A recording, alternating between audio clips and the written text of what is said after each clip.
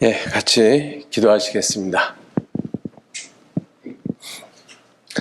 은혜와 사랑이 충만하신 거룩하신 아버지 하나님 감사합니다.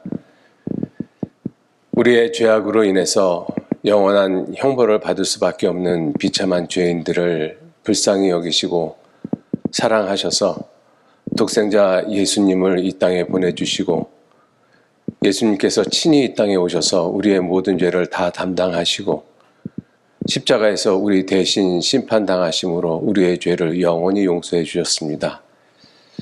그 놀라운 사실을 믿는 믿음으로 하나님의 자녀 삼아 주시고 지금 이 시간까지 주님의 거룩하신 몸된 교회 안에 우리의 남은 생에 살아가도록 지켜주시고 또 진리의 말씀으로 가르쳐 주시고 우리의 삶을 변화시켜 주시는 주님의 모든 은혜에 진심으로 감사를 드립니다. 주님께서 우리에게 베풀어 주신 그 은혜와 사랑이 얼마나 큰 것인지 저희들 하루하루 살아가는 삶 속에서 더 온전히 깊이 깨달아 알 수 있도록 도와주시고 또 온전한 모습으로 그 은혜에 보답하는 귀한 삶을 살아갈 수 있도록 늘 도와주시고 인도해 주옵소서. 주님의 몸된 교회 안에서 우리들이 살아가면서 주님이 우리에게 무엇을 어떻게 얼마나 행하셨는지 더 깊이 깨달아 알 수 있도록 도와주시고 우리가 남은 생에 주님의 복음을 위해서 또 온전한 모습으로 주님을 섬길 수 있도록 주님께서 더욱 이끌어 주시고 인도해 주옵소서. 많은 곳에서 주님의 복음이 이 시간에도 증거되고 있습니다. 주님 함께 하시고 도와주셔서 이뤄진 많은 영혼들이 주님께 돌아올 수 있도록 도와주옵소서. 또 저희들 7월 19일서부터 또 학예 수양회를 계획하고 있습니다. 비록 온라인으로 수양회를 계획하고 있지만 주님께서 크고 놀라우신 능력으로 함께 해주셔서 이뤄진 많은 영혼들을 말씀 앞으로 인도해 주시고 그들의 마음에 문을 열어주시고 능력의 말씀으로 깨우쳐 주셔서 주님의 귀한 생명의 말씀, 복음의 말씀을 듣고 구원받을 수 있도록 더욱 도와주시고 인도해 주옵소서. 그 일을 위해서 수고하시고 기도하시는 그 모든 손길 위에 주님 함께 해주시고 지치지 아니하도록 주님께서 또한 이끌어 주시고 인도해 주옵소서.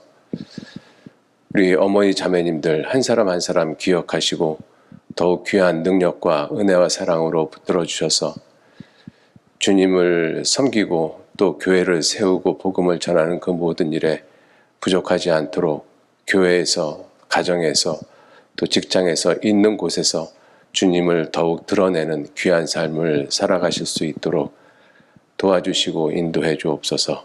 이 시간도 온전히 주 성령님께만 의지합니다. 마치는 시간까지 함께 하시고 도와주옵소서. 감사드리면서 우리를 구원하시고 지켜주시는 거룩하신 예수님 이름으로 기도 올렸습니다. 아멘. 예, 우리 히브리서 3장 14절 말씀 찾겠습니다. 히브리서 3장 14절.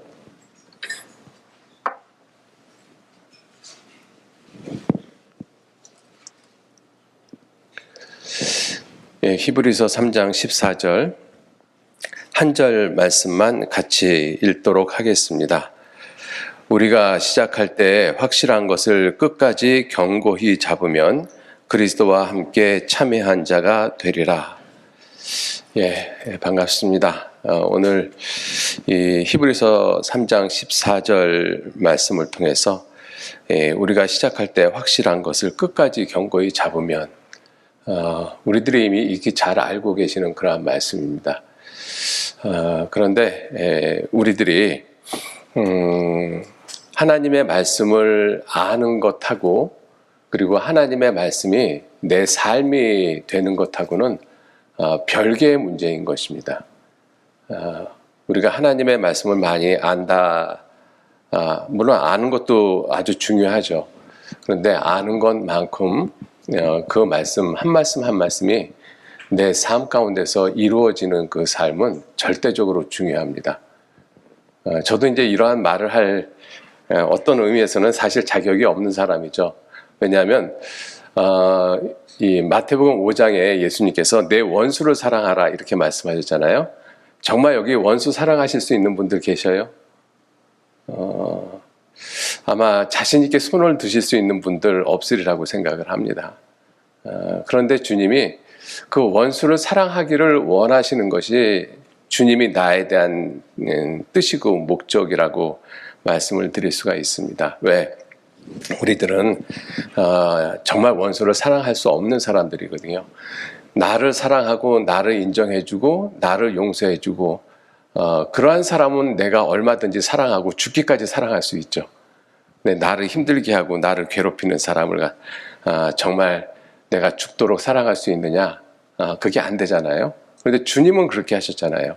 우리가 아직 죄인 되었을 때, 하나님과 원수 되었을 때 하나님은 자기 아들을 죽는 데까지 내어주시면서 하나님, 우리에게 대한 하나님 자신의 사랑을 확증하셨다라고 말씀하시지 않습니까?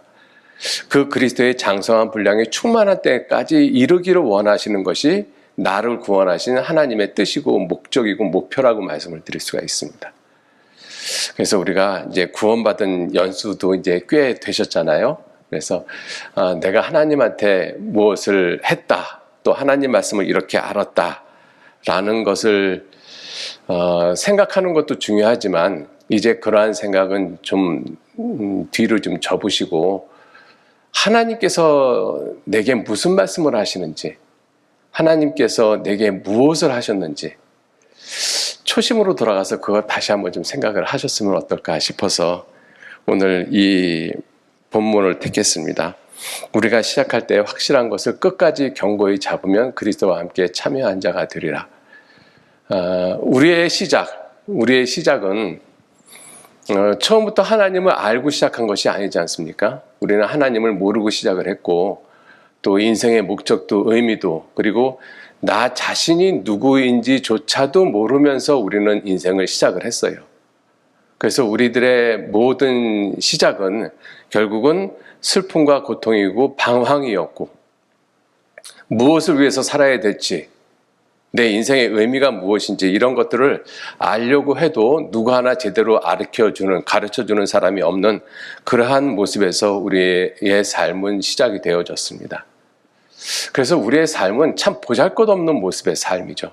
그리고 지금도 구원받지 못한 모든 사람의 삶은 여전히 그 모습인 것이죠. 왜 내가 세상에 살고 있는지, 내가 왜 이 고생을 해야 되는지 그걸 모르니까 오로지 육체적인 쾌락만을 탐닉을 하면서 사는 것이 이 인생 전부라고 생각을 하고 그렇게 세상을 흥청망청 살아가고 있습니다. 마지막 때가 되어지면서 마귀는 세상을 점점 더 이 먹음직하고 보암직하고 지혜롭게 할 만큼 탐스러운 세상으로 바꿔놓고 있잖아요. 그러한 세상 가운데서 구원받지 못한 사람은 그러한 세상에서 사는 것이 인생 전체의 목적인 것처럼 그렇게 살고 있습니다. 그런데 우리가 조금만 하나님이 아닌 조금만 내 삶을 생각을 해보더라도 그렇게 세상에서 육체적인 쾌락을 즐기고 또 세상의 명예와 부를 얻고 이것이 결코 나를 만족시켜 줄 수 없다는 것은 우리는 분명히 깨닫습니다. 모든 사람은 깨달을 수밖에 없어요.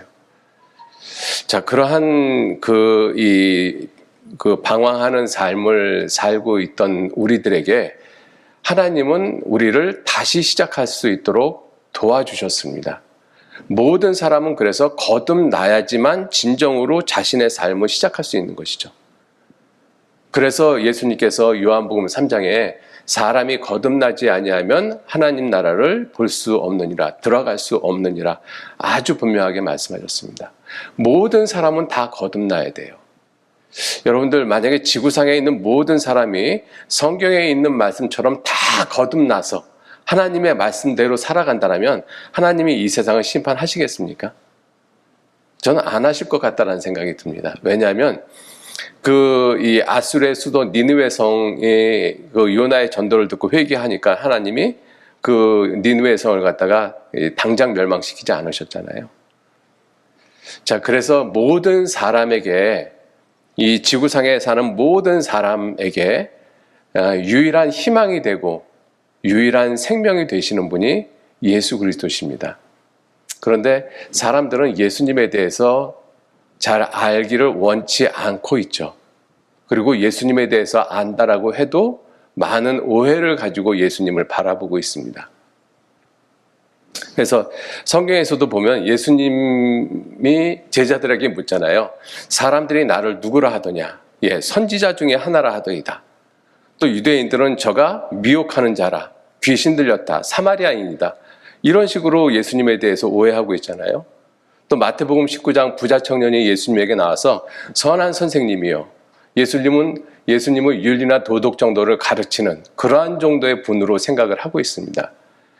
그러한 모습이 유대인들에게 뿐만 아니라 지금 세상에 있는 모든 사람들, 어찌 보면 구원받은 우리들조차도 예수님에 대해서 온전히 알지 못하는 그러한 모습이 많이 있지는 않겠는가 하는 생각이 들어요. 예수님을 단지 선한 선생님, 윤리나 도덕, 철학 이런 것들을 이야기하는, 그래서 세상에서는 예수님을 4대 성인 중에 한 사람이라고 이야기를 하잖아요.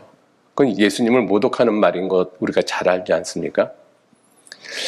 자, 그래서 우리가 이 예수님에 대해서 매일매일 더 깊이 알아가고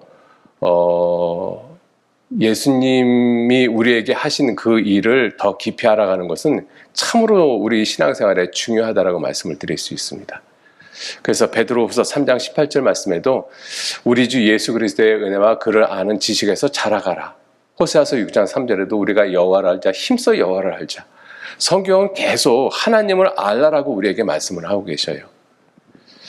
자, 그래서 이 14절 말씀에 우리가 시작할 때 확실한 것, 이게 다른 번역에 보면 믿음의 시작 이렇게 돼 있어요. 우리 믿음의 시작, 시작할 때 확실한 것을 우리 믿음의 시작, 내가 믿는 것의 시작, 그 시작을 끝까지 견고히 잡으면 예수 그리스도와 함께 참여한 자가 되리라, 이렇게도 번역이 되어져 있습니다.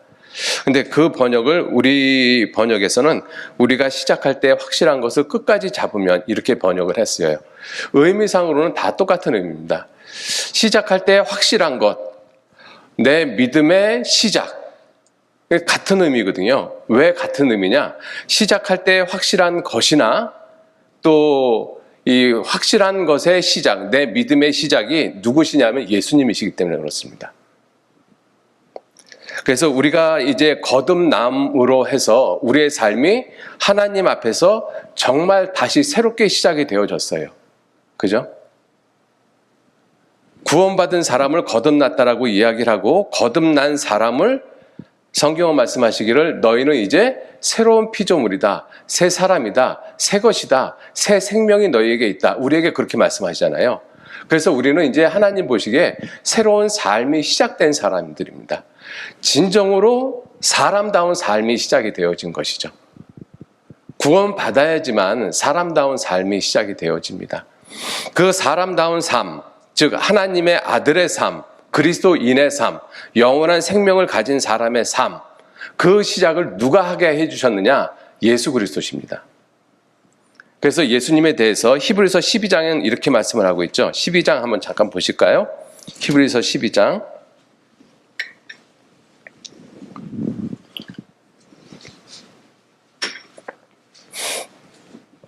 2절 말씀, 히브리서 12장 2절 말씀. 믿음의 주요 또 온전케 하시는 이인 예수를 바라보자. 믿음의 주요, 여기서 믿음의 주라고 했을 때 그 주를 원어에는 시작하는 자, 시작자, 그죠? 그렇게 표현하고 있습니다. 그리고 온전케 하신다, 끝내시는 분, 완성하시는 분, 이렇게 표현되어 있어요. 그러니까 믿음의 주요 또 온전케 하시는 이 믿음을 시작하게 하시는 분도 예수님이시고, 그 믿음을 온전케 하시는 분도 예수님이시고, 그래서 내가 구원을 받아서 하나님의 자녀로 삶을 살게 되어졌습니다. 시작하게 되어졌잖아요. 그 새로운 삶을 시작하게 하신 분이 누구시냐면 예수님이십니다. 그래서 히브리서 3장 14절 말씀에 우리가 시작할 때 확실한 것, 이 시작할 때 확실한 것이 결국은 예수님이잖아요. 다시 말하면 예수님을 끝까지 견고히 잡으면, 이런 뜻입니다. 예수님을 끝까지 견고히 잡으면. 그죠? 예수님을 끝까지 견고히 잡으면 예수 그리스도와 함께 참여한 자가 된다. 예수님을 끝까지 견고히 붙잡으면 결국 예수 그리스도의 형상이 내 안에 이루어진다. 이러한 뜻이죠.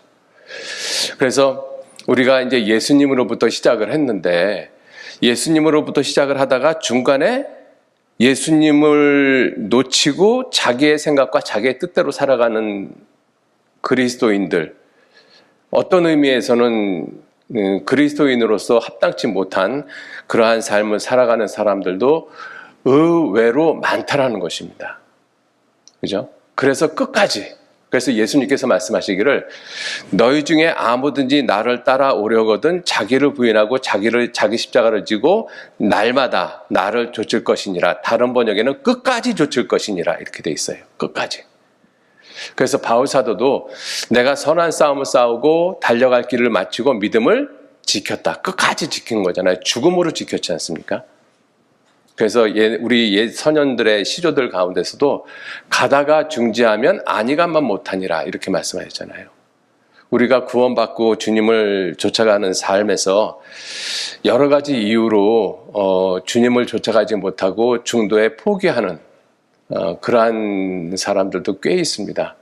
하나님 보시기에 참 안타까운 사람들이죠. 구원받은 그리스도인으로서. 그래서 시작할 때 확실한 것을 끝까지 견고히 잡으라고 말씀을 하고 계십니다. 그 예수님만이 확실하고 예수님만이 내 모든 것의 시작이고 예수님만이 내 존재의 시작이고 내 모든 근본의 시작이라는 것을 우리가 더욱더 분명하게 깨달아 가셔야만 돼요. 여러분들, 세상에 있는 많은 것들은 결국은 다 지나가고 없어집니다. 그죠? 그래서 이 세상 형적은 지나감이라 이렇게 말씀을 하시고 시편 119편 96절에도 내가 보니 세상의 모든 완전한 것이 다 끝이 있어도 오직 여호와의 계명은 심히 넓으니이다. 세상의 완전한 것, 사람들이 말하는 완전하다라고 하는 것 다 끝이 있다, 한계가 있다라는 것입니다. 왜? 실제로 완전하지 않기 때문에 그래요. 확실한 것이 아니기 때문에 그렇습니다. 그러니까 세상에 있는 모든 것들은 계속 발전을 거듭하잖아요. 그 발전을 거듭한다는 이야기는 어제 것이 어제 것보다 오늘이 더 발전했잖아요. 그 내용은 어제 것이 불완전했기 때문에 그렇습니다. 그런데 오늘 완전한 세계를 살아간다라고 하는 우리들이 또 발전을 도모하고 있잖아요. 왜? 오늘 자체가 역시 불완전하다는 것입니다. 세상의 삶은 계속 불완전의 연속일 수밖에 없어요. 그래서 어떤 것도 확실하지 않습니다. 그렇기 때문에 세상에 있는 모든 것들은 다 썩어질 씨라고 말씀하고 있어요. 너희가 거듭난 것이 썩어질 씨로 된 것이 아니요 썩지 아니할 씨로 된 것이니 하나님의 살아있고 항상 있는 말씀으로 되었느니라. 그래서 완전하신 하나님의 말씀만이 내 영혼을 지옥에서부터 건질 수가 있어요. 세상에 많은 말들이 있잖아요. 얼마나 많은 학자들의 말이 있고 철학자들의 말이 있고 사상가들의 말이 있습니까? 그런데 그러한 모든 말들은 다 썩어질 씨라고 말씀하셨어요. 왜?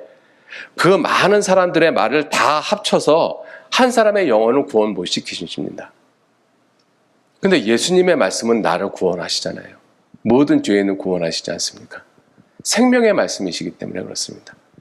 그래서 예수님만이 확실하다라는 것을 우리가 알 수가 있죠. 그리고 예수님은 말씀이 육신이 되신 분이 예수님이시잖아요. 그래서 예수님은 이 세상에 오셔서 말씀대로 오셨어요. 말씀대로 예언된 대로 탄생하셨고 말씀대로 십자가에서 죽으셨고 말씀대로 부활하셨고 말씀대로 승천하셨고 그리고 말씀대로 오십니다. 예수님의 삶은 말씀하고 반드시 연결이 되어져 있어요. 왜? 말씀이 육신이 되신 분이시잖아요. 그 말씀대로 모든 것을 이루시는 것이 하나님의 능력의 말씀, 생명의 말씀이잖아요. 그 능력의 말씀, 생명의 말씀이 육신이 돼서 이 땅에 오신 분이 예수님이셔요. 그래서 예수님은 말씀을 완전히 필하시고 이루시고 끝내신다라고 말씀하셨습니다. 그래서 예수님이 십자가에 달려 돌아가실 때도 말씀을 이루시기 위해서 내가 목마르다 이렇게 말씀하셨잖아요. 놀랍지 않습니까? 십자가에서 그 고통을 당하시는 그 예수님이 말씀을 이루실 생각을 했다라는 것입니다. 그 십자가의 고통 속에서. 그 말씀을 이루실 것을 생각하고 내가 목마르다라고 표현하신 거잖아요. 그러한 예수님의 삶의 모습은 우리에게 많은 교훈이 되어집니다. 그래서 확실한 것은 예수님 밖에는 없어요. 그리고 예수님께서도 말씀하시기를 율법의 1.1획이 떨어지는 것보다 천지가 없어짐이 더 쉬우리라 이렇게 말씀하셨잖아요. 율법의 1.1획이 떨어지는 보다. 근데 율법의 1.1획, 이 모든 획을 이루시는 것이 말씀이고 그 말씀이 육신이 되신 분이 예수님이시잖아요. 그러니 예수님만이 절대적으로 확실하다는 것은 우리가 제3 언급해도 결코 지나치지 않습니다. 그 확실한 예수님의 말씀을 통해서, 생명의 말씀을 통해서 우리가 구원을 받고 우리의 삶이 이제 새롭게 다시 시작되어졌어요. 하나님 안에서 참으로 선을 행할 수 있는, 그죠? 정말 사람답게 살 수 있는 그러한 삶이 시작이 되어졌습니다. 자, 근데 그렇게 시작되어진 그 삶을, 내 삶을 새롭게 시작한 그 예수님을 성경은 끝까지 견고히 붙들라고 말씀하고 계셔요. 끝까지 견고히 붙들어라. 우리들이 이러한 말씀을 들으면, 나 구원받고 예수님 한 번도 잊어본 적 없는데? 물론 그러실 것입니다. 근데 성경이 내게 요구하시는 것이 내가 생각하는 정도의 수준을 요구하실까요? 아니면 그 이상의 수준을 요구하실까요? 분명히 그 이상의 수준을 요구하실 거예요. 그래서 우리가 예수님에 대해서 더 많이 알고 성경을 더 많이 아는 것은 정말로 중요합니다. 그래서 끝까지 견고히 잡는 방법. 두 가지 관점에서 말씀을 좀 드려보겠습니다. 하나님의 관점에서 예수 그리스도를 끝까지 견고히 잡는 방법, 그리고 세상의 관점에서 예수 그리스도를 끝까지 견고히 잡는 방법. 먼저 하나님의 관점에서 예수 그리스도, 시작할 때 확실한 것, 그것을 끝까지 견고히 잡는 방법이 무엇이냐? 처음으로 돌아가는 것입니다. 처음으로. 우리가 세상에서도 그런 말 많이 하잖아요. 초심, 처음처럼 어디서 많이 듣던 것 같은데, 이 성경에서도 처음을 굉장히 중요하게 여기고 있습니다. 근데 처음이 중요한 이유가 무엇이냐면 그 처음을 시작하신 분이 예수님이시기 때문에 그래요. 그런데 우리는 신앙생활 하다가 보면 예수님이 내 생각, 내 삶의 뒤로 가시는 경우가 종종 나타나요. 종종 나타납니다. 그래서 우리가 요한계시록 2장에 보면 2장 3장이 7 교회에 대한 말씀이잖아요. 첫 번째 교회가 에베소 교회입니다. 에베소 교회가 주님 앞에 한 일이 많아요. 한번 찾아보시죠. 요한계시록 2장 한번 찾아보겠습니다.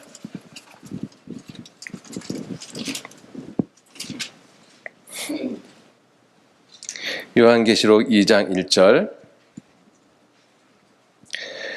에베소 교회의 사자에게 편지하기를 오른손에 7 별을 붙잡고 7 금 촛대 사이에 다니시는 이가 가라사대 내가 내 행위와 수고와 내 인내를 알고 또 악한 자들을 용납지 아니한 것과 자칭 사도라 하되 아닌 자들을 시험하여 그 거짓된 것을 내가 드러낸 것과 또 내가 참고 내 이름을 위하여 견디고 게으르지 아니한 것을 아노라.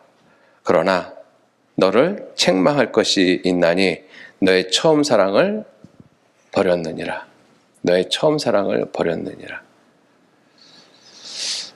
이 에베소 교회의 모습은 우리에게 많은 교훈이 되어집니다. 왜냐하면 우리가 주님을 알고 주님을 섬기는 삶이 하루 이틀에 딱 끝난다라면 우리는 그 하루 이틀 그 시간 동안에 온전히 내 마음과 생각과 목숨을 다해서 주님을 섬길 수 있어요. 근데 주님이 내가 구원받은 이후 1년, 2년, 10년, 20년, 30년, 40년, 50년 이렇게 지나가고 있잖아요. 그 긴 세월을 동일한 마음의 상태를 가지고 주님을 섬기기란 결코 쉽지 않습니다. 그러니까 내 삶 가운데서 예수님이 뒤로 가시는 경우가 종종 나타날 수 있어요. 이 에베소 교회가 그랬잖아요. 주님이 에베소 교회가 주님 앞에 한 것을 인정하고 있잖아요. 네가 행한 모든 것들을 내가 안다. 너 많은 것 했다. 에베소 교회도 주님한테 그랬을 거예요. 주님, 우리가 주님 앞에서 많은 것을 했습니다. 많은 수고했습니다. 주님을 위해서 내가 참고 견디고 거짓된 것을 드러내고 악한 자들을 용납지 않고 정말 많은 거 했습니다. 많은 거 했습니다. 근데 주님이 하나 책망하셨잖아요. 내가 너를 책망할 것이 있나니 너희 처음 사랑을 버렸느니라. 너 처음 시작할 때, 네가 처음 시작할 때, 네 시작을 처음 시작하게 하신 분이 누구인지 너 그거 잊어버렸지 않느냐. 그죠? 에베소 교회를 책망한 것이 뭐예요? 그 처음 사랑, 예수님이시잖아요. 예수님을 잃어버렸다. 예수님을 잃어버리고 얼마든지 할 수 있습니다. 교회 안에서. 주님, 제가 이러저런 하고 많은 것 했습니다. 많은 것 했습니다. 에베소 교회처럼. 그죠? 예, 이렇게 한번 생각해 볼 수 있어요. 우리가 이제 교회 안에서 지금은 이제 코로나 시대이기 때문에 아마 이 코로나 시대도 이제 불과 이제 몇 달 정도? 한두 달 정도 뭐 지나가면 아마 좀 이렇게 좀 조용해지지 않을까라는 제 개인적인 생각입니다. 우리가 지금 코로나 시대이기 때문에 뭐 교회당에 와서 뭐 김치를 한다든가 뭐 바자회를 한다든가 뭐 어떤 희생을 한다든가 하는 그러한 일들이 거의 지금 1년 반 동안 지금 거의 못하고 있잖아요. 근데 이 코로나 시대 전에 보면 우리 자매님들 정말 교회에 와서 많은 수고하셨잖아요. 그죠? 예를 들어서 이제 비근한 예를 들자면 김장을 했어요. 김장을 막 하다 보니까 막 열심히 담궈놨어요. 근데 이제 구원받은 지 얼마 안 되신 분이 야, 나도 내가 김장을 했어. 막 이런 식으로 이야기를 한다면 아마 이제 구원받으신 지 좀 오래되신 분들은 이제 조심스럽게 이야기를 할 거예요. 자매님, 내가 한 것이 아니라 우리가 한 거지. 우리가 한 거잖아요. 내가 했다라고 이야기하는 것은 합당치 않습니다. 우리가 했습니다. 이렇게 이야기를 하지 않습니까? 그리고 좀 더 이렇게 더 성경적인 교제를 한다면 그래요. 우리가 한 것도 맞지만 우리 안에 계신 성령님께서 함께 하신 것이죠. 뭐 김장뿐만 아니라 우리가 교회당 건축을 한다든지 할 때 그러한 교제 얼마든지 할 수 있잖아요. 그죠? 예, 결국은 주님이 우리 안에서 그 모든 것을 하셨습니다. 자, 그런데 한번 생각해 보세요. 성령께서 김장 담그시겠습니까? 제가 무슨 말씀을 드리려고 하는 것이냐면 우리는 주님 앞에서 주님, 저 김장도 담그고요, 바자회도 하고요, 뭐 이런 희생도 하고 저런 희생도 하고 교회도 건축하고요, 이런저런 거 많이 했습니다. 근데 주님이 우리에게 정말 묻고 싶은 것이 있지 않으실까요? 내가 너를 위해서 한 것은 무엇이 있다라고 생각하니? 이렇게 묻지 않겠어요? 내가 너를 위해서 한 것. 그거 한번 생각해 보라는 것이죠. 우리는 주님이 나를 위해서 하신 일은 잊어버렸어요. 잊어버리고 내가 주님을 위해서 저 이것도 하고 이것도 하고 저것도 하고 이것도 하고 많은 것 했습니다. 내가 주님을 위해서 한 것을 생각을 하고 있거든요. 물론 그게 나쁘다라는 이야기가 아닙니다. 그런데 먼저 우선 순서는 주님이 나를 위해서 한 것을 생각해 보라는 것입니다. 주님이 나를 위해서 한 것. 왜 그것이 중요하냐면 주님이 나를 위해서 생각한 것을 내가 늘 기억을 하고 있으면 내가 주님을 위해서 정말 힘있게 많은 것을 할 수 있어요. 그리고도 내가 안 나타납니다. 그죠? 이스라엘 백성들이 광야에서 주님에게 원망하고 불평하고 그러다가 다 죽었다라고 말씀하고 있잖아요. 왜요?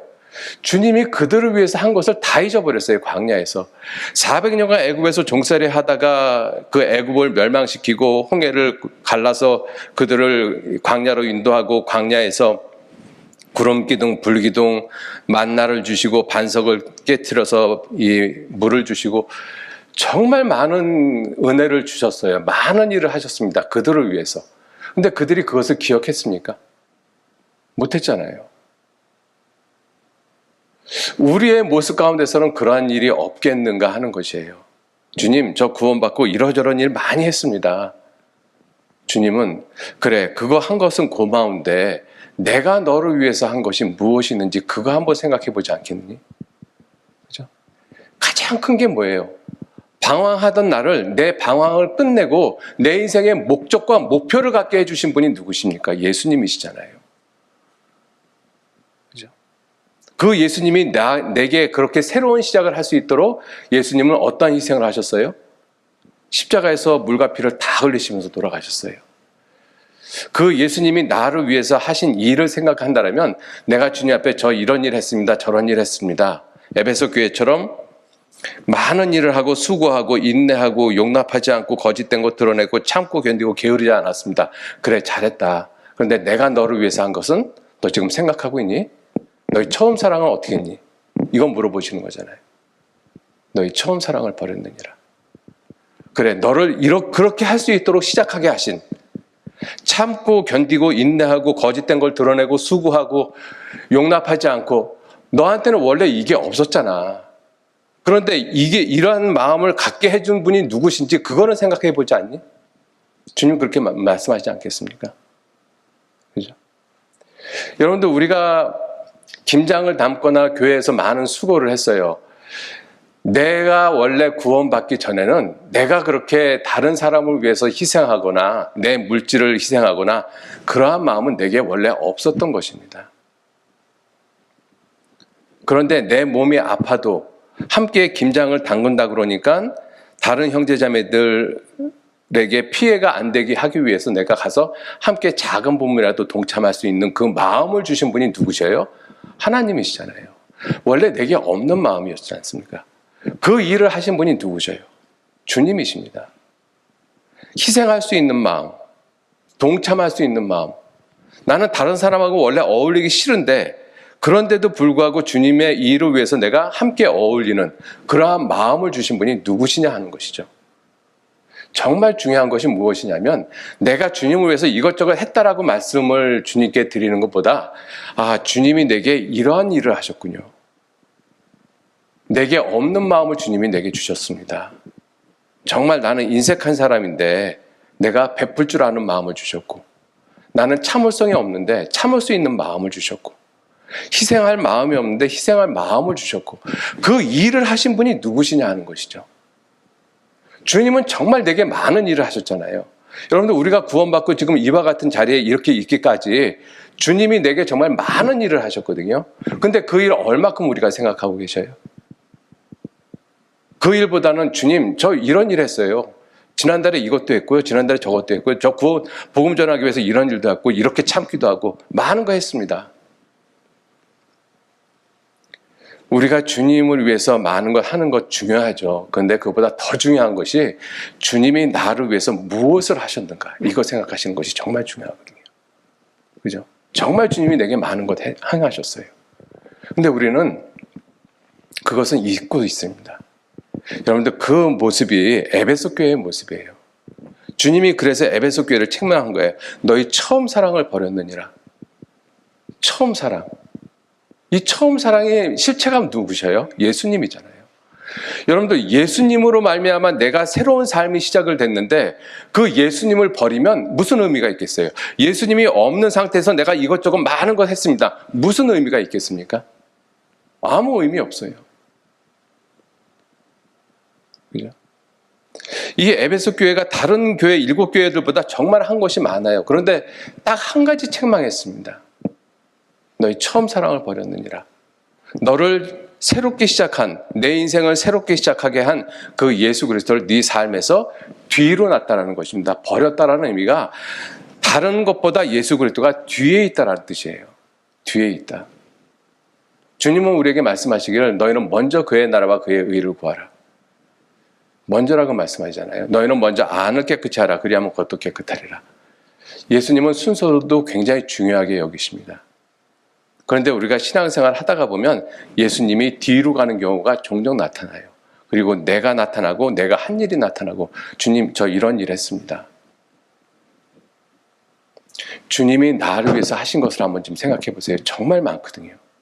그죠? 내 인생을 쭉 돌아다 보면 사실 기도에 응답 안 하신 것 같았거든요. 그때 당시는. 근데 시간이 지나서 지금 와서 돌이켜 보니까 내가 그때 기도했던 것을 응답받고 살고 있잖아요. 지금 내가. 여러분들 안 그러십니까? 그러시잖아요. 그때 당시는 이것 때문에 이러한 일 때문에 내가 정말 염려되고 걱정되고 죽을 것 같았는데 지금은 그 일이 지나고 5년, 10년이 흘렀어요. 5년, 10년 흘러서 그때 당시의 모습을 보니까 어떻게 됐어요? 아무 문제 없이 해결되었고 지금 내가 편안하게 살고 있잖아요. 그게 우연히 저절로 됐겠습니까? 그거 주님이 내게 행하신 일이거든요. 그런데 그 행하신 일에 대해서 나는 깊이 생각 안 하고 있다는 것입니다. 주님이 내 기도에 응답해 주셨는데 그것을 기도의 응답이라고 생각 못하고 살아가고 있다는 것이에요. 그리고 나는 주님 앞에서 주님 저 이런 일 했습니다. 저런 일 했습니다. 주님이 뭐라고 말씀하시겠어요? 내가 너를 위해서 한 것이 있는데. 그죠? 주님이 우리 한번 생각해 보셔요. 구원받고 지금 얼마의 시간이 흘렀는지는 각자 다 다르잖아요. 그 시간을 한번 되짚어 보세요. 주님이 내게 행하신 일들이 얼마나 많은가. 그 하나하나의 일들에 대해서 정말 감사하고 기뻐하고 그러면 주님을 위해서 더 힘있게 살 수 있지 않겠습니까? 그죠? 또 하나의 예를 들면 지금 우리가 살고 있는 이 시대에 말씀이 참 풍부합니다. 특히 우리 교회 같은 경우, 그죠? 굉장히 말씀이 풍부하잖아요. 그래서 주님, 저 오늘 이러한 이 목사님 말씀 듣고 저 목사님 말씀 듣고 조 목사님 말씀 듣고 많은 목사님 말씀 듣습니다. 제가 성경 구절 이렇게 많이 암송하고 있습니다. 주님 뭐라고 말씀하실까요? 내가 지금 너한테 말하고 있는 것이 있는데 주님이 오늘 이 시간에 나한테 말씀하시는 것이 분명히 있거든요. 근데 그 음성 듣습니까? 주님이 내게 오늘 말씀하고 있는 것이 있어요. 틀림없이. 왜? 내가 주님 앞에 기도하고 간구하고 바라는 것이 있잖아요. 그러니까 주님이 그 기도의 응답에 분명히 내게 말씀하고 있는 부분들이 있거든요. 근데 나는 그 음성을 못 들어요. 왜? 내가 주님 말씀 많이 알고 있다라고 생각하거든요. 주님 말씀 많이 듣고 있다라고 생각하거든요. 저는 가끔 이렇게 요새 뭐 조각 말씀들도 많잖아요. 그죠? 오늘도 어떤 분이 저한테 조각 말씀을 이렇게 보내주셨는데 고맙습니다. 그렇게 보내주신 것. 그런데 그런 말씀들을 이렇게 보면서 어떤 자매님들이 오늘 어떤 목사님 말씀 참 좋아. 그러면 조각 말씀이나 뭐 내가 지금 듣고 있는 말씀을 듣다가도 그 어떤 자매님이 어떤 목사님 말씀 좋다라는 그 말씀을 듣기 때문에 그 말씀 들으려고 지금 듣는 말씀이 흐지부지 돼요. 빨리 그 좋은 말씀 또 들어야 되니까. 그죠? 그래서 하루에 좋은 말씀 여러 편 들었어요. 근데 결과는 뭐죠? 그냥 좋은 말씀 들었다라는 거예요. 교제할 때, 나 그 목사님 말씀 들었어. 근데 주님이 내게 하시는 말씀은 왜 안 들으셔요? 주님이 분명히 오늘도 내게 말씀하시는 것이 분명히 있으시거든요. 왜? 내가 여러 가지 형편에 있잖아요. 힘들고 어려운 형편, 고통 가운데 있는 경우도 있고 많은 염려, 걱정, 근심 가운데 있고 그래서 주님한테 간구하고 기도하고 있고 주님이 분명히 말씀하시거든요. 말씀하시잖아요. 근데 난 그 말씀 안 들어요. 사무엘상 한번 찾아보시죠. 사무엘상 3장.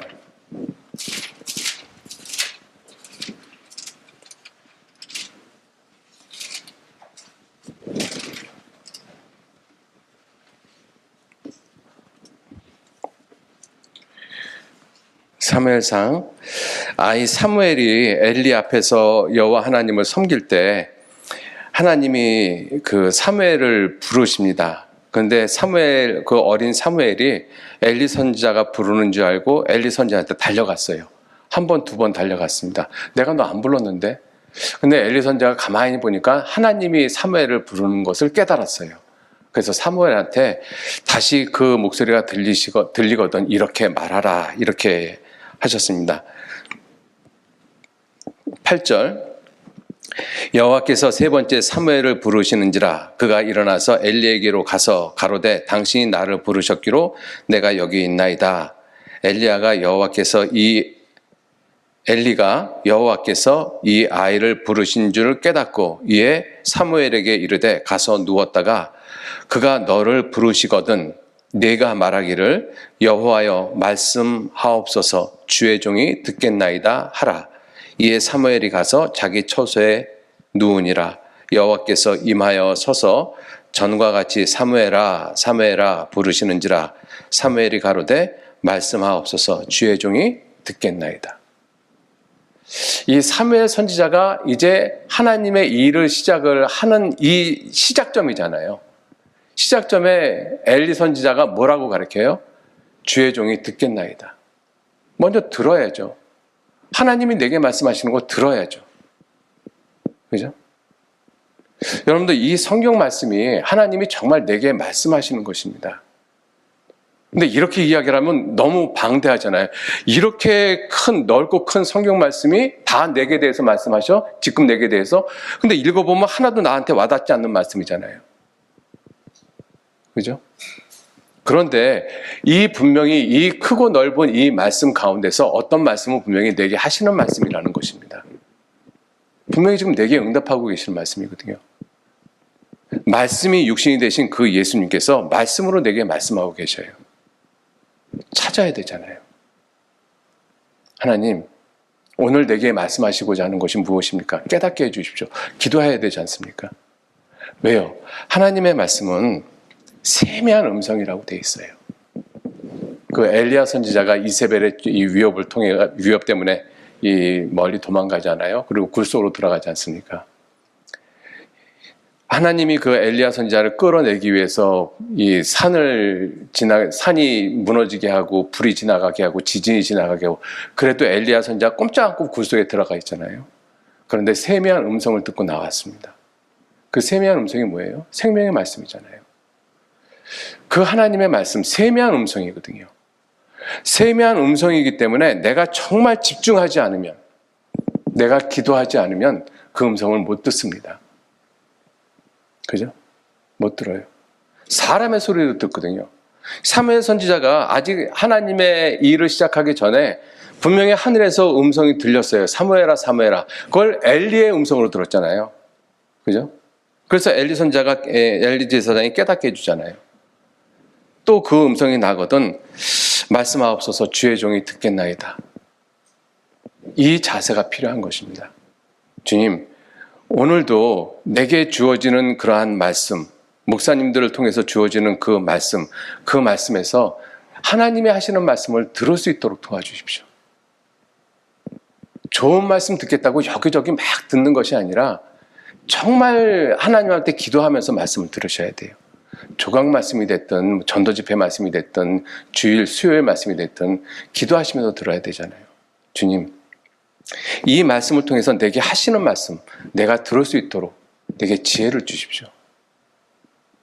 그리고 주님의 말씀을 들어야지만 그 다음에 주님의 일을 하죠. 주님의 말씀을 안 들어요. 그리고 주님의 일을 하거든요. 그러니까 그게 주님의 일이에요? 자기 일이에요? 자기 일이죠. 교회 안에서 일을 했다고 다 그게 주님의 일이라고 생각하시면 큰 착각이십니다. 자기가 좋아서 하는 거예요. 자기가 좋아서 자기 열심으로 했거든요. 그러다가 누군가가 그거 네 열심이야 라고 이야기하면 화가 나고 분이 날 수밖에 없는 거잖아요. 그죠? 주님의 말씀을 들어야지 순종이 되죠. 우리가 왜 순종을 못합니까? 주님이 내게 말씀하시는 내용이 뭔지를 모르니까 순종을 어떻게 해요? 주님이 지금 내게 오늘 무슨 말씀하셨는지 내가 못 들었어요. 근데 뭘 순종을 해요? 순종이 안 되죠. 주님이 내게 오늘 이 말씀을 하셨구나. 그것이 분명하면 나는 순종할 수 있어요. 왜? 우리에게는 구원받은 양심이 있잖아요. 그리스도인의 양심이 있지 않습니까? 하나님의 뜻대로 살고 싶은 욕구가 있지 않습니까? 그러니까 주님의 뜻이 이것이 분명하다라고 하면 우리는 100번이고 1000번이고 그 말씀에 순종해요. 그게 그리스도인이니까. 근데 내가 왜 순종을 못하느냐? 주님이 내게 오늘 무슨 말씀하셨는지 내가 몰라요. 들은 적이 없거든요. 근데 어떻게 순종이 돼요? 목사님이 하신 말씀이 다 내게 하신 말씀이에요? 아니잖아요. 많은 말씀들이 지나갑니다. 그 중에 한두 마디의 말씀이 내 마음에 다 꽂힐 때가 있어요. 정말로. 언제 그렇게 하겠어요? 내가 그것을 정말 알고자 할 때, 예, 주님 말씀하십시오. 내가 듣겠습니다. 이 자세가 있을 때 주님이 내게 그 말씀을 깨닫게 해주셔요. 그럼 우리는 100번이고 1000번이고 순종하죠. 내가 왜 겸손하지 못해요? 주님 말씀을 못 들으니까 겸손하지 못하죠. 내가 왜 주님의 일에 열심 내지 못하죠? 주님 말씀을 깨닫지 못하니까. 주님이 내게 무슨 말씀을 하시는지 내가 못 들었으니까. 주님은 오늘도 내게 많은 일을 하십니다. 내게 많은 말씀을 하고 계셔요. 여러분들 그거 들으셔야 돼요. 내가 주님을 위해서 무엇을 했습니다가 아니라 주님이 나를 위해서 무엇을 하셨는지, 주님이 지금 내게 무슨 말씀을 하시는지 그거 깨달으셔야 되거든요. 그것이 깨달아지면 난 주님을 위해서 죽기까지 할 수 있어요. 그죠? 자, 그리고 또 하나는 확실한 것을 끝까지 견고히 잡는 또 하나의 방법은 이제 세상적인 관점에서 보면 내가 지금 있는 상태에서 지족하는 마음이 있어야 돼요. 디모데전서 6장 한번 보시죠. 디모데전서 6장.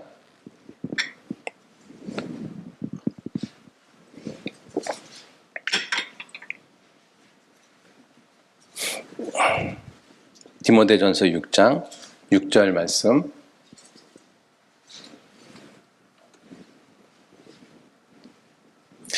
예, 제가 읽겠습니다. 6절 말씀. 그러나 지족하는 마음이 있으면 경건이 큰 이익이 되느니라. 우리가 세상에 아무것도 가지고 온 것이 없음에 또한 아무것도 가지고 가지 못하리니 우리가 먹을 것과 입을 것이 있은즉 족한 줄로 알 것이니라. 참 8절 말씀이 참 놀랍죠. 먹을 것과 입을 것이 있은즉 족한 줄로 알 것이니라. 지금 혹시 입을 것 없으신 분 계신가요? 먹을 것 없으신 분 계신가요? 없잖아요. 족한 줄로 알라고 말씀하셔요. 근데 정말 족하게 생각하십니까? 지족하는 마음. 현재 내 상태, 내 위치에서 지족하는 마음. 그죠? 물질이 됐던 어떤 경제적인 여건이 됐던 가정의 형편이 됐던 어떤 모습이 됐던 지금의 내 남편의 모습에서 지족하는 마음 계셔요? 내 남편이 요것만 좀 이렇게 바뀌었으면 좋겠는데. 그러니까 남편에 대해서 불만이 생기죠. 현재 내 남편에 대해서 지족하는 마음 생기면 무슨 문제가 있겠어요?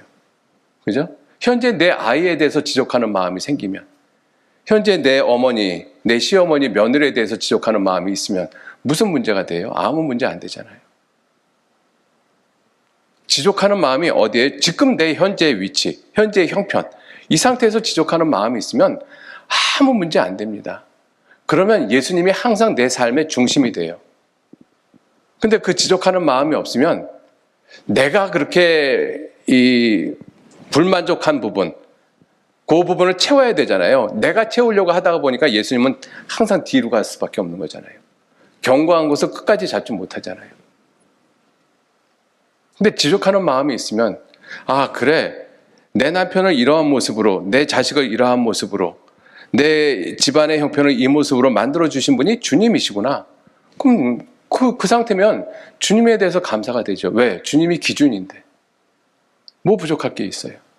먹을 것과 입을 것이 있은즉 족한 줄로 알 것이니라. 그렇죠? 그래서 처음 시작할 때 확실한 것을 끝까지 견고히 잡는 방법.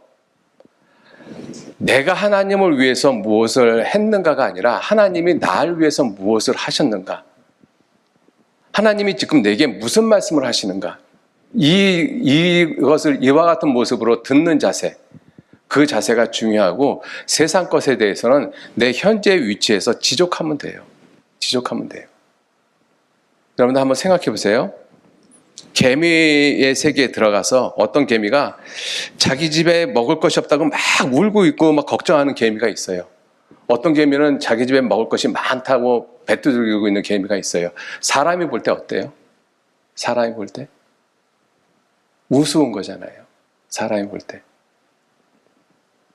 개미가 먹을 것이 없는 것하고 먹을 것이 많은 것하고 그게 사람하고 무슨 상관이 있어요?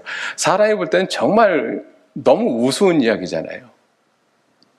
여러분들, 하나님이 우리 보실 때 그렇습니다. 그죠? 가진 것이나 못 가진 것이나 뭐는 그렇게 차이가 있어요. 근데 개미의 입장에서는 내가 저 개미보단 내가 못 가졌는데 내 저 개미만큼은 살아야 되는데 그러다 보니까 개미 인생이 힘들어지죠. 그죠? 우리 인생이 그렇다나 그럴 것 같습니다. 그래서 지족하는 마음. 그래서 영국에 지금 이제 돌아가신 지 한 50년 되신 그 마틴 로이드 존스 박사가 이러한 이야기를 했습니다. 기독교의 본질은 나에게 무엇을 하라고 요구하는 것이 아니다. 하나님이 나에게 무엇을 하라고 요구하는 것이 아니라 하나님이 내게 무엇을 하셨는가를 깨달아가는 것이 기독교의 본질이다. 이렇게 이야기를 했어요. 맞는 말씀이잖아요. 그죠? 근데 우리 시대에는 공교롭게도 많이 무엇을 해야 된다는 쪽으로 자꾸 몰아가고 있습니다. 물론 중요하지만 더 중요한 것은 나를 그렇게 바꿔가시는 그 하나님에 대해서, 나를 통해서 일을 하시는, 나에게 일을 하시는, 나에게 말씀하시는 그 하나님을 끝까지 견고히 잡는 것이 중요하죠. 너희가 시작할 때 확실한 것을 끝까지 견고히 잡으면, 그죠? 예수님이 항상 내 삶의 중심이 돼야 돼요. 그래서 성경은 계속 그러한 말씀을 반복해서 말씀하고 있습니다. 예수를 깊이 생각하라. 우리 믿음의 주요, 믿음의 주요, 그다음에 뭐죠? 갑자기 생각이 안 나는데. 또 온전케 하시는 이 예수를 깊이 생각하자. 그죠? 이러한 대제사장이 있으니 이러한 대제사장을 깊이 생각하라. 성경에서는 계속 그런 말씀하고 있거든요. 보라, 세상 죄를 지고 가는 하나님의 어린 양이라. 보라라고 말씀하시잖아요. 그죠? 왜? 그래야지만 예수님이 내 삶의 중심이 돼야지만 끝까지 예수님을 붙잡고 가는 것입니다. 근데 예수님이 내 삶의 중심이 안 되고 조금만 곁으로 가잖아요. 다른 것이 내 삶의 중심이 되어집니다. 그러면 나는 하나님의 뜻하고는 전혀 상관없는 삶을 살아요. 교회 안에서 생활을 해도 그렇습니다. 그렇죠? 그래서 그리스도와 참여한 자, 그리스도와 함께 참여한 자가 된다. 다시 말하면 그리스도의 형상이 이루어지는 것이잖아요, 내 안에. 그죠? 바울 사도가 내가 그리스도를 본받는 자 된 것 같이 너희는 나를 본받는 자 되라. 그리스도의 형상이 내게 이루어지는 것이잖아요. 여러분들, 하나님이 사람을 처음에는 하나님의 형상대로 지었습니다.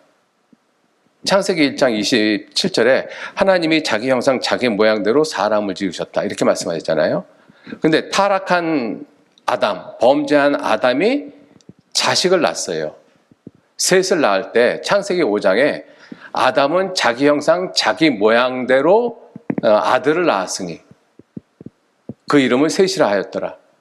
하나님은 사람의 형상대로 사람을 만들었는데 타락한 아담은 자기 형상대로 자기 모양과 같은 아들을 낳았어요. 그게 죄인이라는 뜻이잖아요. 그런데 갈라디아서 4장 19절 말씀에는 뭐라고 말씀하셔요? 너희 안에 그리스도의 형상이 이루기까지 내가 다시 해산하는 수고를 하노라. 예수님은, 하나님은 나에게 그리스도의 형상이 이루어지기 위해서 아담과 같은 형상으로 태어난 나에게 하나님의 형상, 그리스도의 형상이 이루어지기 위해서 예수 그리스도는 십자가에 죽으셨습니다. 그리고 성령께서는 지금도 내 안에 계셔서 그리스도의 형상을 이루어 가시고 있어요. 그죠? 다시 하나님의 형상으로 원복시키는 것이잖아요. 하나님의 형상이 아담의 형상의 모습과 같은 비참한 모습으로 우리가 세상에 태어났잖아요. 그러한 아담의 형상에서 다시 그리스도의 형상을 이루기까지 해산하는 수고를 하시는 분이 누구셔요? 하나님이십니다. 지금도 그 일을 하셔요. 하나님은 지금도 그 해산하는 수고를 하시거든요. 나를 그리스도인으로 만들기 위해서, 참된 하나님의 형상을 이루게 하기 위해서. 그죠? 그런데 내가 하나님 앞에 저 하나님 이거 했습니다, 저거 했습니다 이야기할 수 있겠어요? 그래서 우리 지금 이제는 하나님 앞에 무엇을 하는 것도 중요하지만 하나님이 정말 나에게 무엇을 하셨는가? 하나님이 지금 이 시간에 내게 무엇을 말씀하시는가? 이거를 듣는 그 마음의 자세가 더욱더 필요하시다라고 생각합니다. 같이 기도하시죠. 하나님 귀한 은혜와 사랑에 진심으로 감사를 드립니다. 주님이 우리에게 베풀어 주신 은혜와 사랑, 나를 변화시키는 그 하나님의 일, 지금 이 시간도 내게 말씀하시는 그 말씀을 들을 수 있도록 지혜를 허락해 주옵소서. 세상 것들에게 둘러 있어서 또 내 생각 가운데 내가 휩싸여 있어서 하나님의 말씀을 듣지 못하는 그 어리석은 우를 범하지 아니하도록 우리들 지혜 가운데 인도해 주시고 우리의 삶에서 항상 예수님이 중심이 되도록 주님께서 늘 이끌어 주시고 인도해 주옵소서. 주님의 일을 위해서 수고하시는 우리 모든 자매님들에게 더욱 귀한 능력으로 은혜와 사랑으로 덧입혀 주시기를 간절히 의지하고 부탁드립니다. 감사드리면서 우리를 죄악 가운데서 구원해 주시고 지금도 우리에게 많은 일을 하시는 거룩하신 예수님 이름으로 기도 올렸습니다. 아멘.